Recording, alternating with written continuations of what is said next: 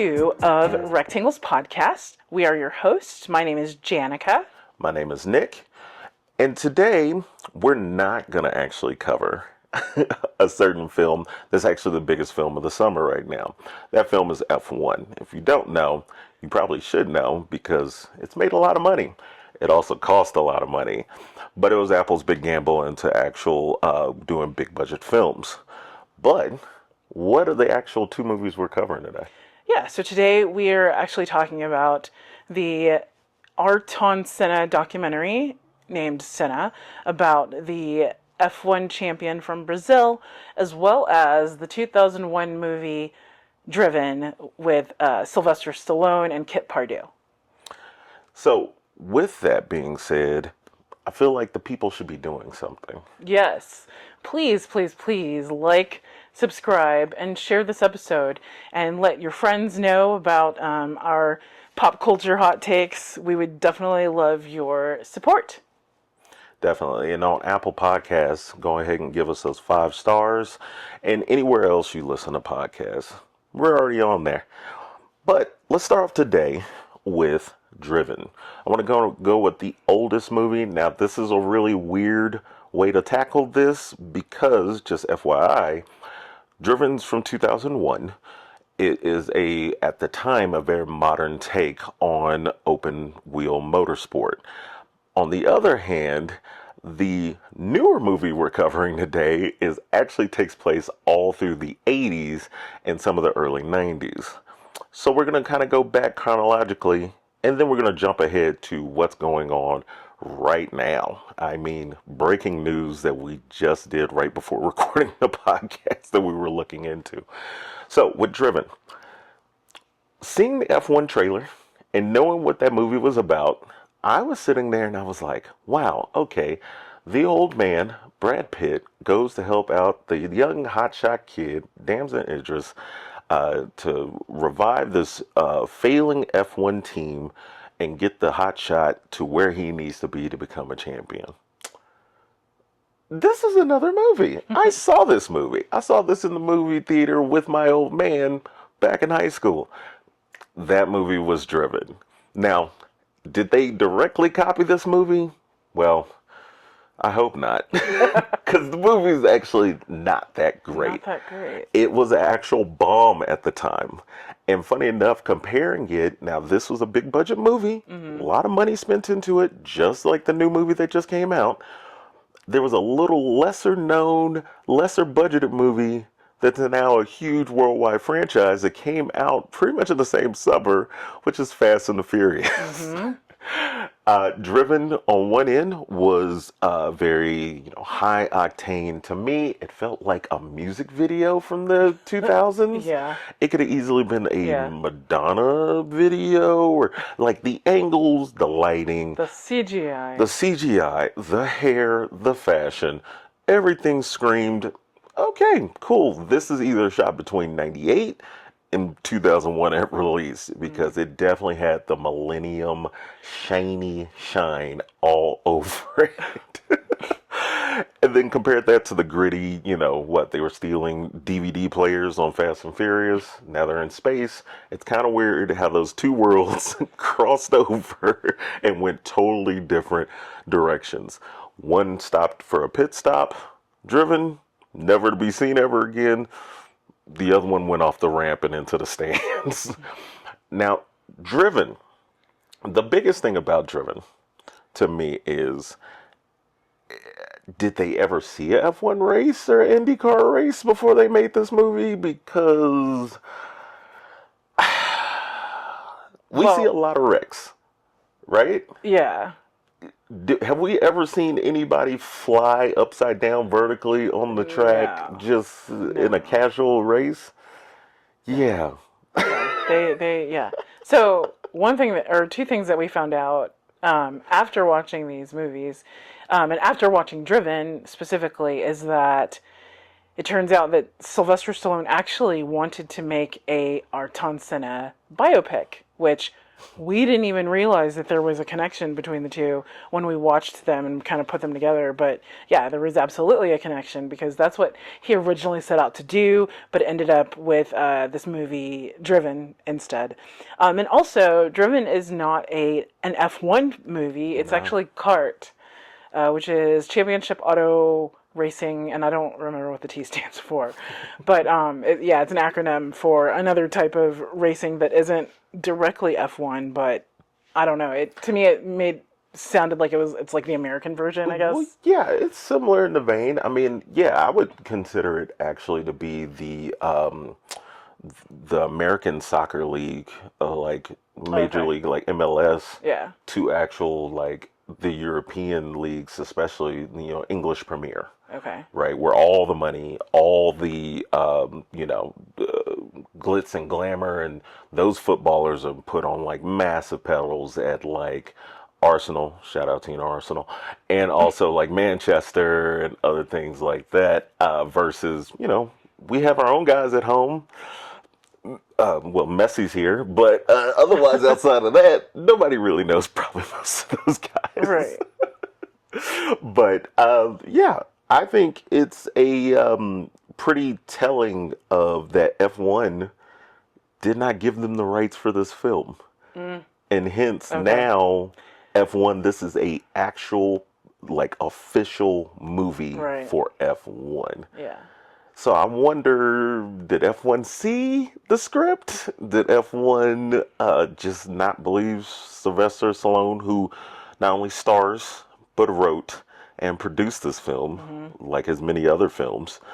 Um, he had a good track record. Rocky was a good series till the later ones, but like, why would he decide, I wonder, of not going for the big brass ring that is F1 and just decide to go for the lower end, maybe not well branded and maybe not well known at the time, Yeah. of just like the open wheel kart racing in America?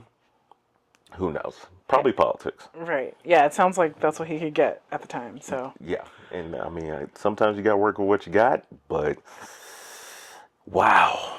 Okay, so my biggest thing is the actual driving sequences, which is what you probably came here for anyway, for anything to do with racing, is to see the racing. I argue they weren't that great. no. It wasn't shot that well. No. Now, given, I I want to, mean, yeah, they're going fast around the track. yeah, That's what I got. that's kind of They're about going it, right? fast and around the track. I felt like in the movie we actually had better scenes when we actually had like more dramatization. Yeah, when they Actually, weren't actually racing. yeah, Yeah. when we weren't actually Yeah. racing. But And you're looking like with these movies, you're looking forward to like the big race and they're going at each other, so they're really gonna take it out on each other on the right, racetrack, and then okay, not really that it great. kind of yeah. And like to even go in, I, of course, have my notes here as I usually always do. If you watched the previous episode, then you already know I usually make a whole dissertation on each film we watch. But the biggest thing to me was acting was not great. Oh yeah, it was 2001. And well, It was a 2001 almost like teeny bopper movie. Almost. it almost does It was feel a little like bit a teeny bopper of movie. in the same vein of like American Pie and all those guys during the time. This Yeah. movie would have fit right in, but Yeah. not because of like ridiculousness. Right. Like It's they really just- were trying to be kind of serious. There was, and I think It fell maybe it was flat. like it felt like a movie that was written by a teenager instead of a man at the time was already almost close to in his 50s at least. So it was really strange Yeah. of like who either doctored the script, who wrote this. I Right. mean, we know Stallone actually had a hand in this, but it didn't have the adult feeling that maybe even Rocky had, which is really weird. So in his later in his life, he's writing like a teenager, and when he was younger, And now thinking about it, it felt like maybe at the time they were trying to like capitalize on that audience. And that might be the was Mountain Dew movies. effect. Yeah. Or I'll take it back to 2000, the Sobe effect. Oh boy. I know, right? Those were delicious, though. Shout out to the dragon fruit flavor. R.I.P. We miss you. But besides that, I would say that what it did do well was actually, I love Burt Reynolds in this movie. Oh, why did I just completely forget that he was in this? Because he didn't have enough screen time, to be honest. Yeah. He showed up and did a great performance. Now, I want you to go watch it because I need you to witness this. Oh, yeah. You've got to go watch it. But Burt Reynolds is in a wheelchair. Yeah. And they actually don't explain any reason why. Until, like, close to the end. And that's when he gets his monologue. Right. And he explains his relationship to Stallone, why he's brought Stallone back from nearly retirement to go and help out the young gun.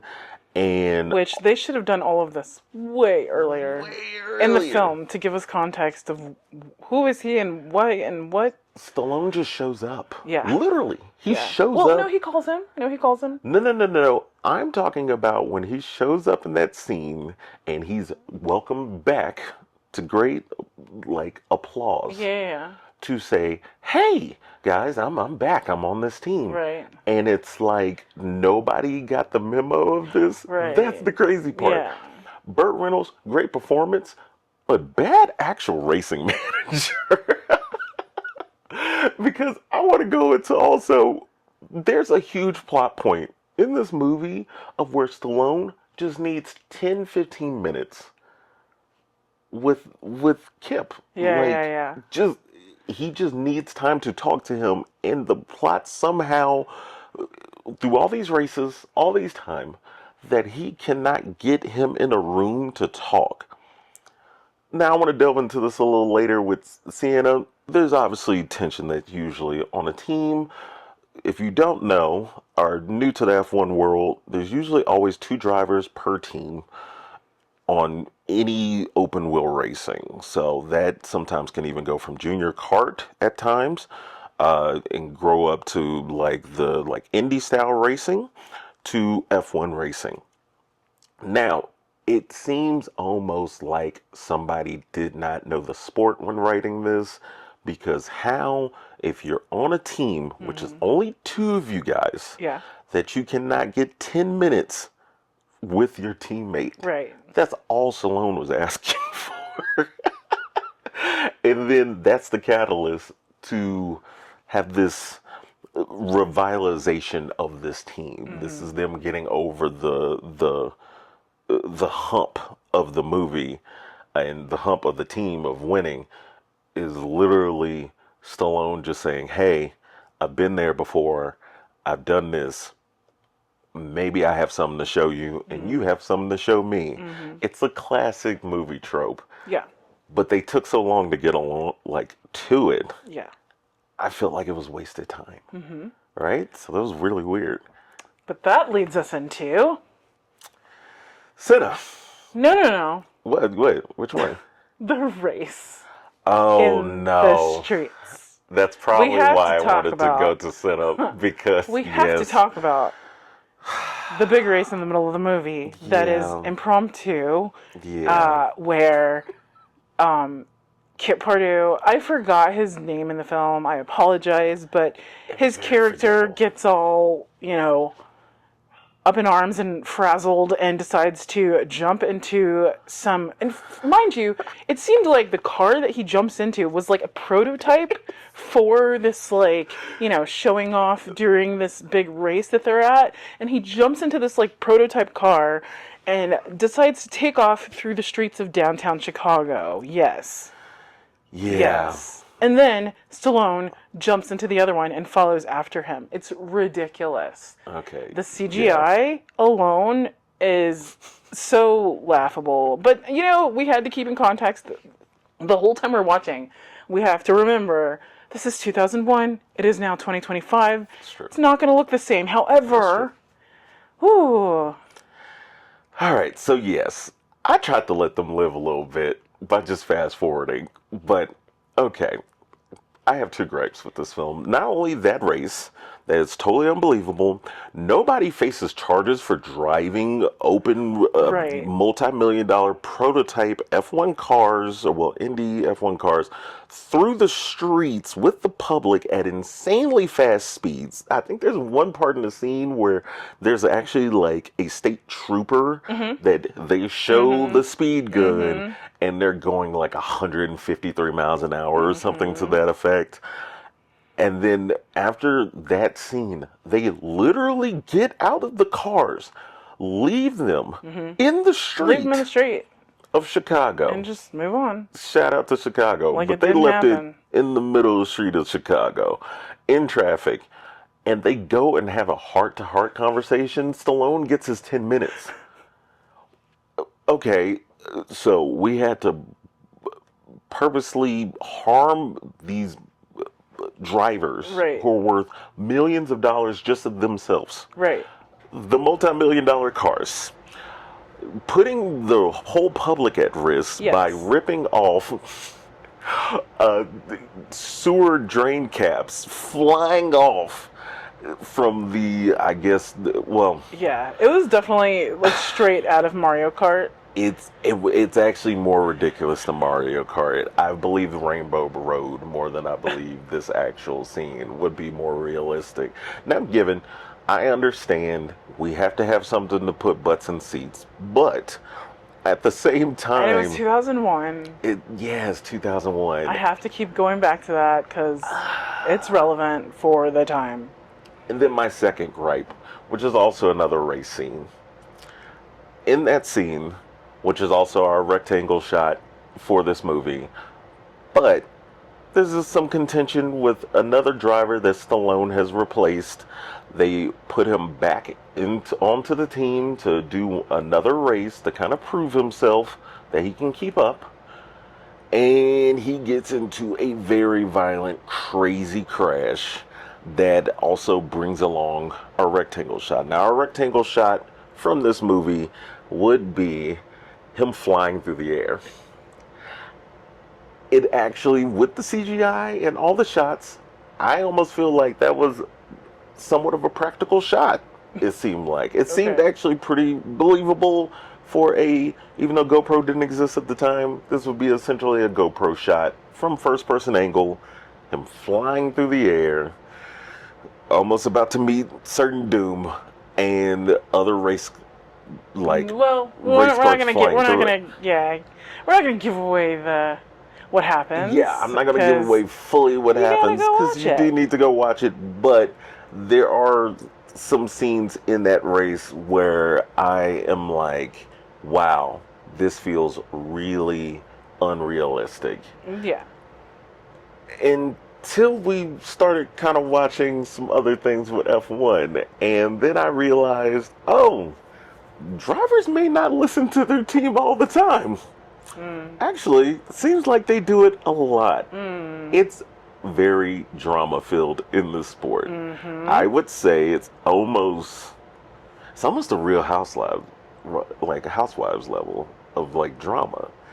Just going into what's recently happened. Oh yeah. And Big also into our second film as well.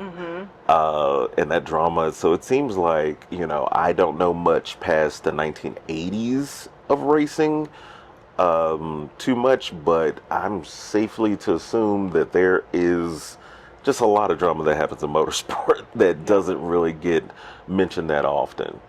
Right. Yeah. I mean, unless you're watching Driven to Survive. Yeah. Yeah, that's a little docu-series on Netflix that's recently following it's kind of F1. poised like a reality show. Yeah. It kind of has that feel. And I'm not too mad at that because it doesn't feel like they're playing up anything for drama. Because, they're literally filming them while they're in offices and actually doing their job. Right. So it's like, the drama's just there. yeah, it's just there. So, and maybe with a lot of machismo, because obviously this is a male-dominated and ran sport. Does not say actually in the rules of F1 that women cannot drive. It's just that not much time and money has been put into women being drivers in the sport, which hopefully changes soon. Yeah.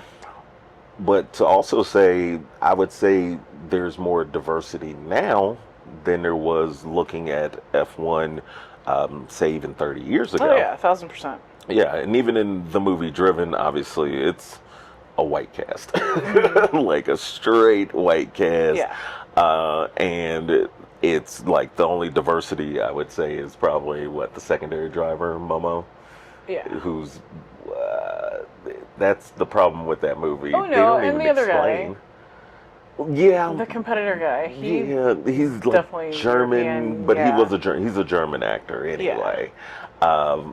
But I feel like, well, one thing I wanted to bring up too, funny enough, was the Momo character, who was the secondary driver that got replaced by Stallone. I kind of felt like he was a stand-in for Senna. Possibly. Because he definitely had like kind of the young Brazilian flair, things like that, which it's not much of a spoiler, but Gina Gershon is in this movie as Stallone's ex-wife, who conveniently just marries another racer on that team. Right. So what? She could stay on the track? Probably. It's so weird. It's so weird. It's so disjointed. It's so weird. But you know what? I love movies like this because it does make me appreciate when a movie is well done. I think you have to have a burnt steak to understand the difficulty of knowing how to do a medium, like perfect seared steak. Because you can't just watch the Criterion Collection all the time without watching some like terrible older movie that was trying their hardest. Now I fully believe they were trying to put together a good movie. Yeah. But at the same time, it's just, wow, did nobody go over that script? I keep going back to just the script. I think the bones of the house wasn't good. I think that they were really trying to appeal to a young audience who were going out and actually still watching movies in 2001. And because it was a summer blockbuster, or they were trying to poise it that way, I think that, they thought that they were speaking to their audience, and it just was a mess. So it happens.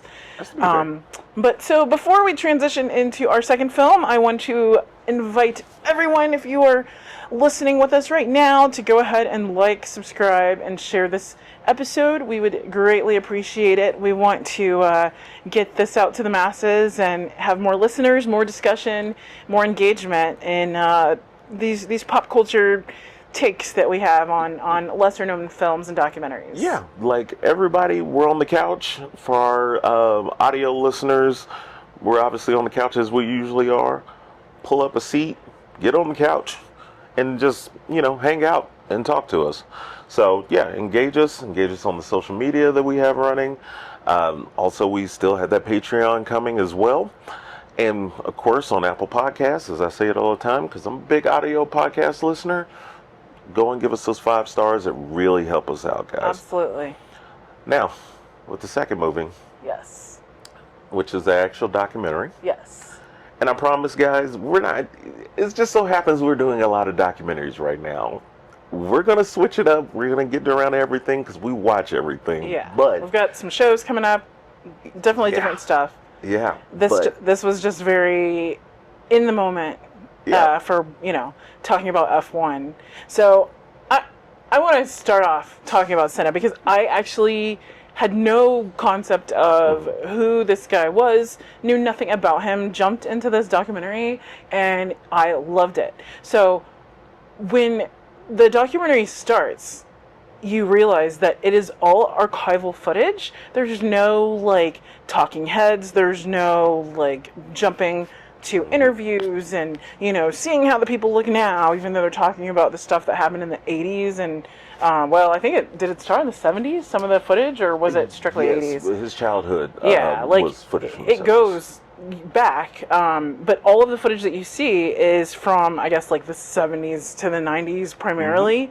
No, real-time footage of the time when the documentary was made, which was, I believe, 2010. It was all from that time period. You see nothing that's current. And at first I was like, oh, I don't know how I feel about, how this is going to be engaging, but it kept my attention, hearing the story, seeing firsthand, hearing Senna talk about what he was going through at the time and, what he was trying to get done and changed. Like, that was huge, to see that firsthand footage. And so I appreciated that, the way that this was, shot, and the perspective that it comes from, a lot more than just hearing a bunch of talking heads talking about what it was like at the time. Like, seeing it firsthand from the source, it was excellent. You know what's crazy is, up until you just saying that right now on the podcast, I did not realize that. Now, just to give you guys kind of some just like background on some things, some behind the scenes little things for this podcast, Jan actually put together our first episode. And so she chose the things we were watching, things like that. I chose these movies and documentaries we're watching on this one because, well, I'm into motorsport already, and I've already seen both of these already. So there's a little bit of a theme. We're sharing things amongst each other and things like that. So I watched Senna closer to the time when it came out in the early 2010s. And funny enough, even when I watched it then, I never really realized that, wow, I didn't see Alan Prost today. Right. Or, well, not even today, but 15 years ago. He's still alive today. But I never realized that I didn't see Senna's sister or his parents that were giving the audio, that they were still alive at the time when they were filming that documentary. Right. It was so weird until right now. It just kind of blew my mind of like, whoa, that's right. I didn't get to see any footage that would be remotely even in HD. Yeah. But it pulls you immediately into the story. Yeah. When you're, seeing from his perspective, and even though it's like that old footage, the way they edited it is still pretty fast paced, and you kind of see like, their tension between him and his teammate at the time, Alan Prost. Like, you're sitting there like, whoa, this is a huge rivalry. Like, this would have been like, Michael Jordan, Isaiah Thomas, Drake and Kendrick type. I would actually beef. say this is closer to Shaq and Kobe in the early years of the Lakers, because they were teammates. So versus like, Michael Jordan, Isaiah Thomas, for those who they're not really basketball folks, you probably at least knew one of the names. Michael Jordan had a big rivalry with Isaiah Thomas, even though they were actually both friends, but they played for different teams. Isaiah played for the Detroit Pistons. MJ, we know, played for the Chicago Bulls. But I would say Kobe and Shaq, because it was well known, and Shaq even says this to this day, that they had a lot of tension in the early years of when Shaq got brought over to the Lakers to make this kind of super team. And so you had two people at the top of their game, and they were fighting for who was best, but they had to be in the sport that forced them to work together. Now, clearly, Alan and Ayrton never, well, not much of a spoiler, because this is real life. Yeah, it's real life, but famously, Alan left. Yeah. And that kind of happens all the time in F1. It's so weird that this thing of where you would have a teammate, and you and your teammate are not only actively trying to make the team look good on the grid of scoring, but then you're also still at the end of the day, only one person can be the actual champion. Right. So you're still competing against your teammate who you're also working with, that's very confusing. That's super confusing, because it also brings in things of, well, we have both the same car because we have the same technology from the same team, but if I'm letting you win a lot, doesn't that mean you're going to probably get paid more than I am eventually? Like, it's going Right. to be a way to have to retain It's like, you. how are you advocating for yourself and a teammate who you're competing against at the exact same time? Like, Yeah, that's that's super that's weird. crazy. But yeah, I really thoroughly enjoyed this documentary. And just seeing, what Senna went through, how he was pleading. So, can you explain to everybody exactly what he was trying to do and what he was trying to prevent? He was advocating for a lot of race safety. Just like most sports, especially in the 80s, if you look at football, you look at basketball, obviously we have new helmets. We have, you cannot rough up people. Shout out to Draymond Green, like you usually can in basketball, because that's the old school. Now, given Senna knew and was aware of how many crashes were happening, there was things of tires were being placed around the track in a very awkward way that when coming through what's called the apex, so if you ever look at a racetrack and you look at that little striped part on the inside and the outside, but mainly on the inside corners of turns, that's considered the apex. Usually drivers are going to use what's called a driving line. The driving line is what's considered usually the textbook bookmark way of driving around a track to get around it as fast as possible. Now, of course, not everybody has to follow that driving line, and sometimes somebody's perfectly in that driving line, and other people, Alan Prost, may want them outside that driving line. So that kind of plays a big deal into the safety, and also just that rivalry once again of Senna was trying to tell the head of F1 at the time, which was a Frenchman that conveniently was also very good friends with Alan Prost, his teammate and ex-teammate at the time, Right. that these conditions are unsafe. Right. And And it just seemed like every time, like you see it on camera, he's telling these officials, like, this needs to be changed. Like, I know we're about to go into a race right now, but like, this needs to be changed right now. This is a safety concern. This could be life and death. And he was pleading, and you can see that the officials were kind of like blowing him off. They're like, oh, yeah, yeah, yeah, we'll get to it. We'll get to it. Okay, okay. Like, and he's like, no, I'm serious. Like, this is what needs to happen. Like, this is what's happening. And they're like, yeah, yeah, yeah, yeah, yeah. And oh yeah, it just felt like they just really kept blowing him off. And he was like, you're not behind the wheel of this car and have to deal with this. right. Like, you're just the money man. Well, what got me was the whole thing of like, there's a direct actual scene, and I'm sure you're probably recalling that right now in your head of where they zoom in. This footage that they got from the 1980s for a camera that was probably on your shoulder was so well shot for them to not think years later, decades later, it was going to end up in a documentary. But the framing even of it was so good because it was a perfect tense scene. Senna's in the back, arms folded, just like, okay, we're having our safety talk, but this is not safe. And he casually just says, I think the tire should be moved from this one turn because out there in practice, Alan Prost, which at this time is driving for a rival team, basically tried to run me off the road. And then when I did get ran off the road, I ran into these tires that shouldn't be there. It's unsafe for me. It's unsafe for everybody out there. It's unsafe for Alan Prost to even do what he's doing to me out there. I'm looking out for even his safety. And he tells the president, and the president's like, I got the best ideas. Now, I didn't come up with this idea. Now, who are you to go and have this idea? Senna just calmly says, I just want to put it to a Democratic vote. We're out here. I don't want anybody in the pit. I don't need managers no, or anybody he else. put it into the vote.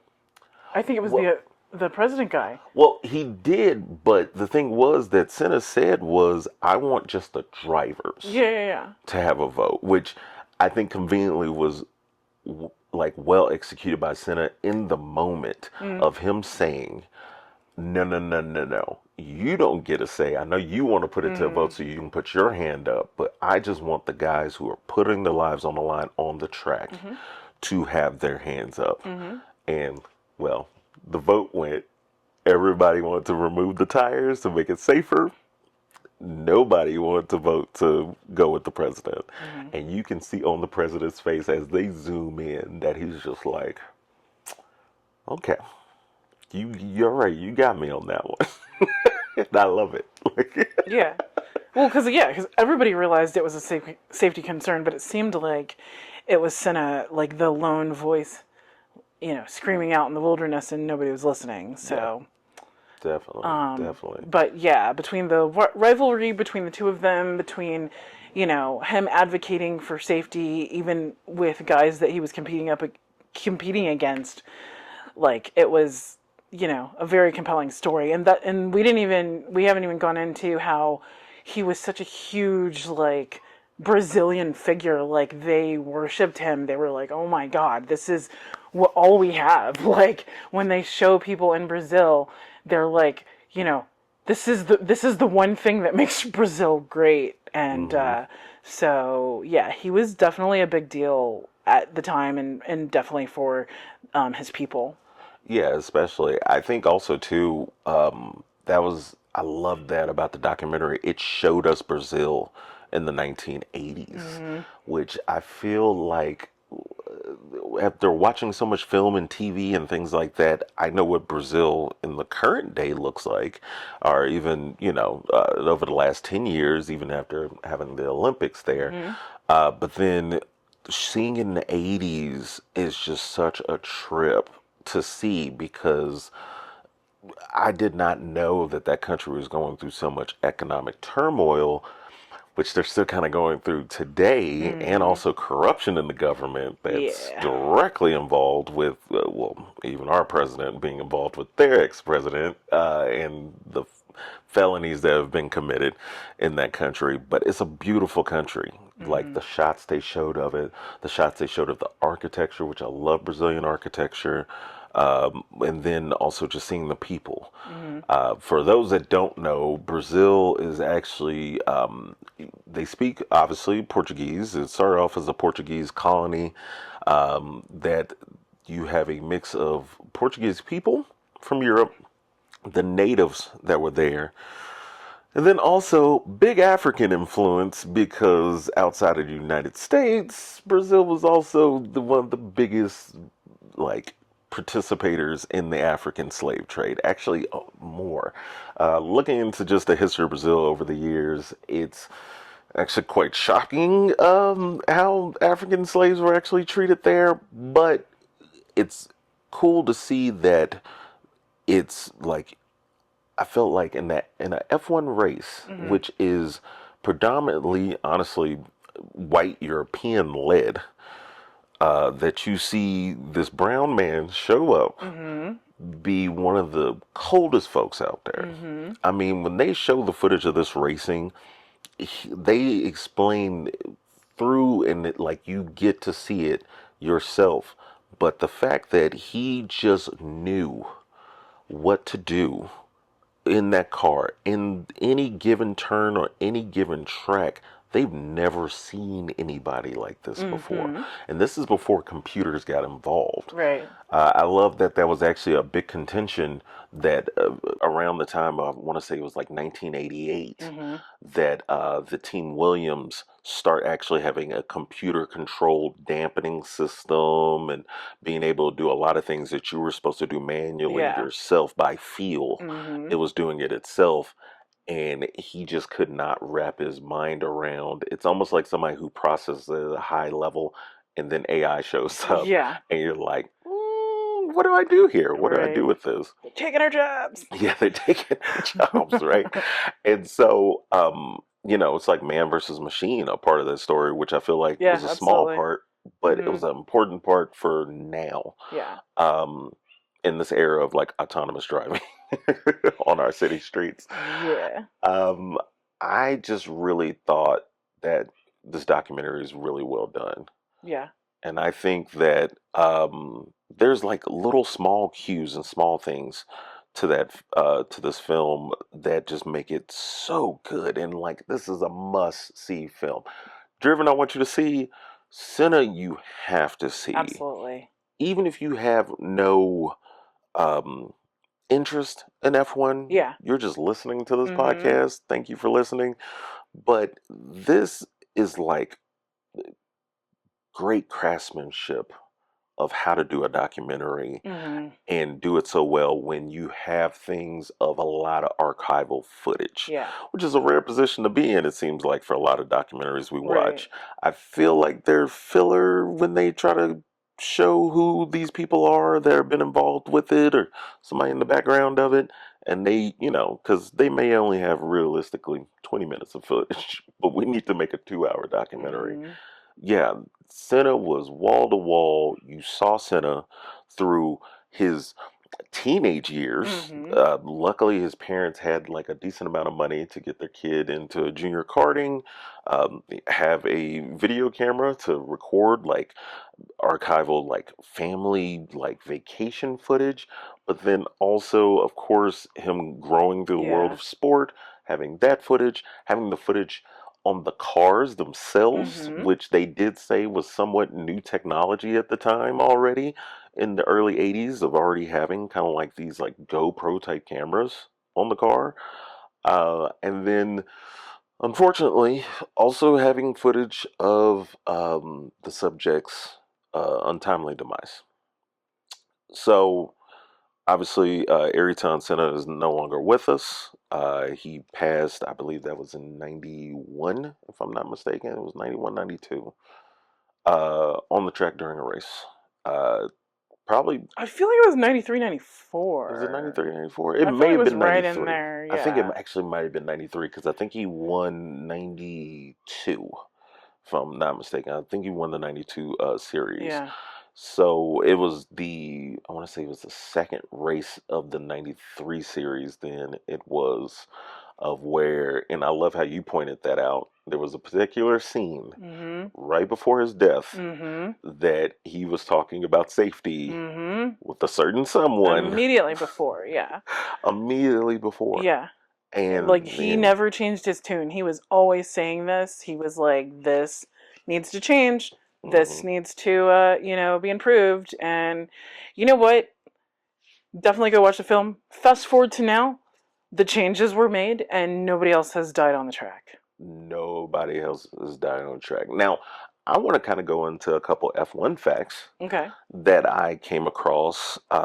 They're somewhat a little lesser known. Some people who are in the F1 world might know about it, but I didn't actually realize it. Um, when you start F1 race, you have all the fuel that you need on car. There's no refueling in the modern day of F1 racing, which kind of blew my mind growing up on NASCAR, Indy Yeah. racing, things like that. Those changes were made about over a decade ago now, Okay. due to accidents they had with refueling. Okay. Like going into is it the pit Going to stop? the pits, yeah, Yeah. and that's usually what you see in most motorsports. You see somebody going there. We're gonna go fix these things up, put Hmm. new tires And on, and you see it in the Senna documentary as well. exactly.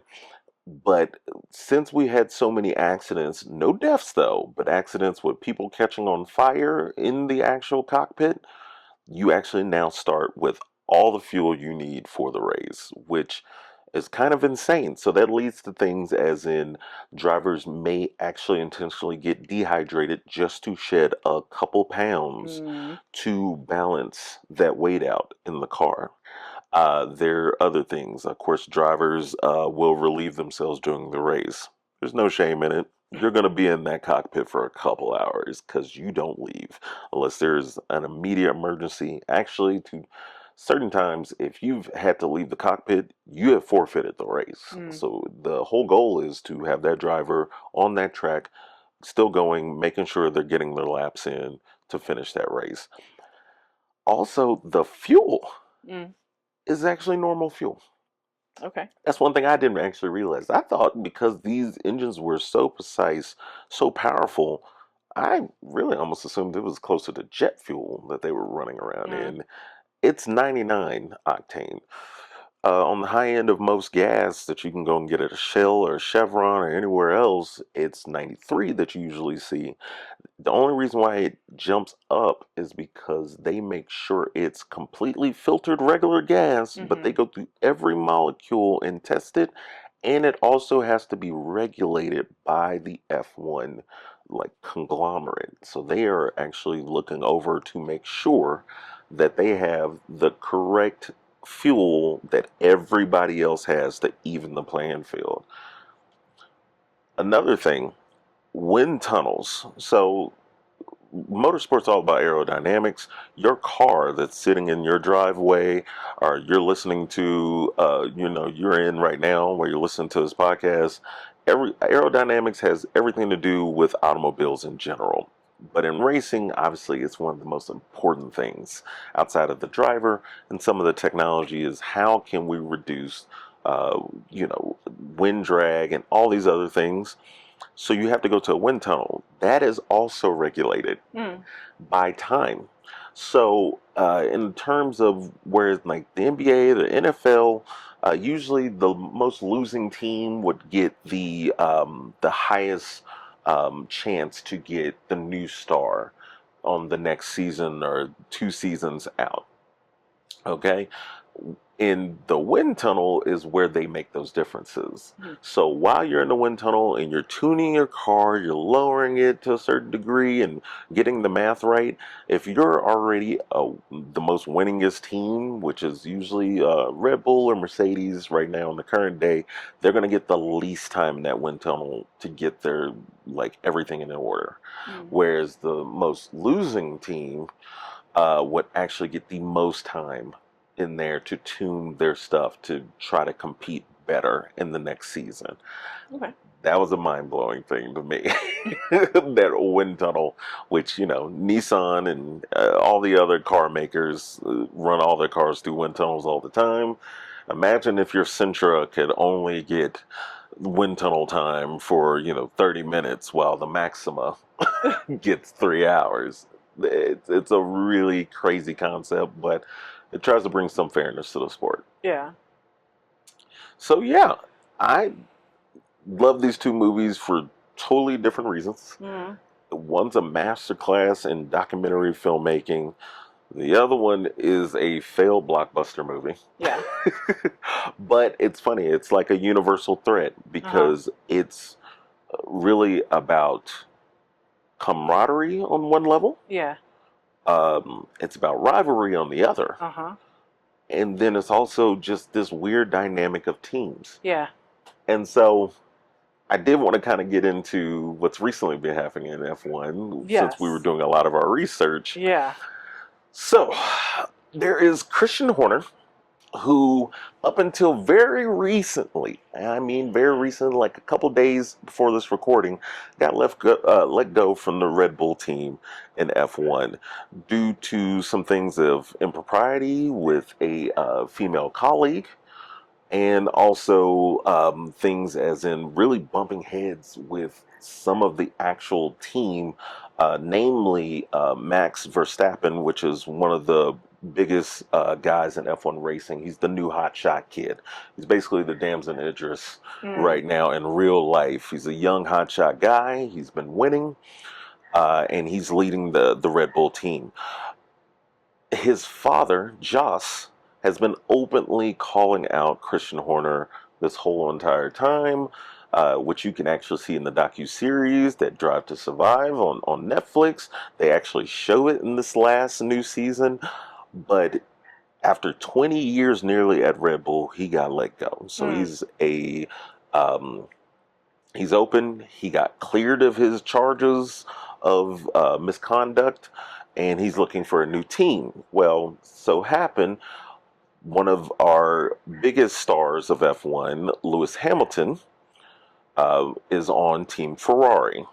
As for our video listeners, you can see I'm wearing a Ferrari shirt right now. He's basically have been just given Lewis a, I wouldn't say it's like necessarily a notice to vacate, but Mm. essentially it is. It's an exit notice. What an exit notice is when a team tells you, hey, next season we're probably not going to renew your contract. So just to get you prepared, just to go and give you a heads up, we're not giving you, probably not going to give you a renewal, or we may, but it's a possibility that you're going to be at the end of your contract. Now, that puts Lewis in a very interesting position. He's one of the most winningest person in F1 racing. He is, I believe he's tied with, not Verstappen, Schumacher, for 7 world championships, which is a lot. And he's still, he's older. He's in his 40s, but he's still got it. He's still one of the best racers we have out right now in F1. And Christian Horner may be coming over to Ferrari. Now that causes a big complication with things.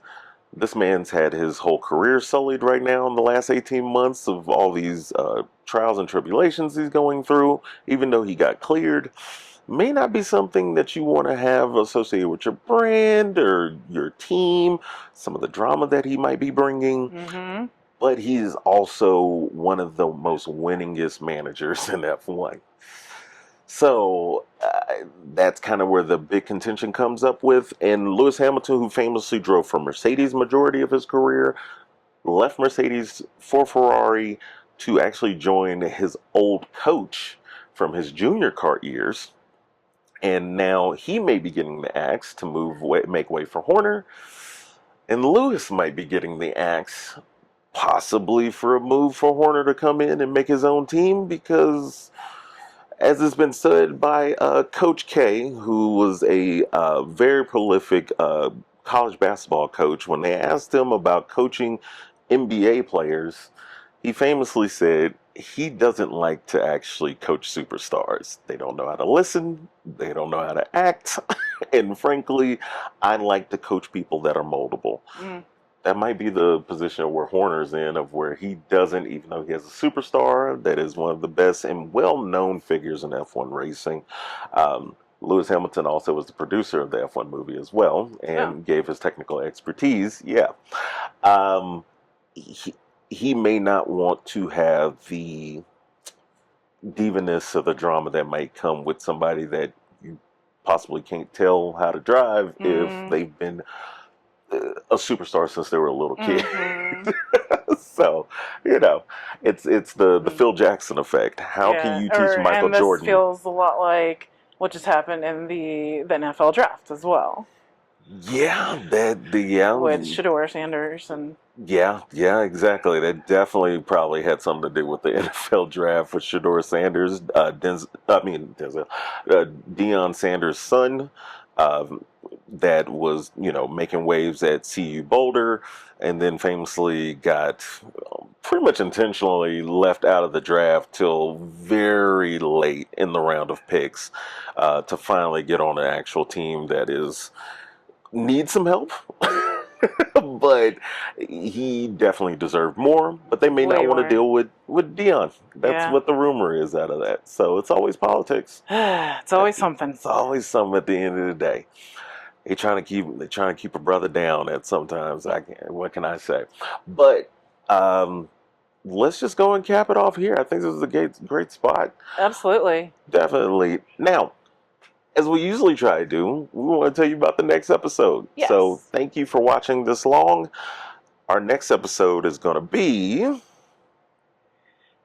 Common Side Effects, which is a Mike Judge animated series, or I think it was like a limited series.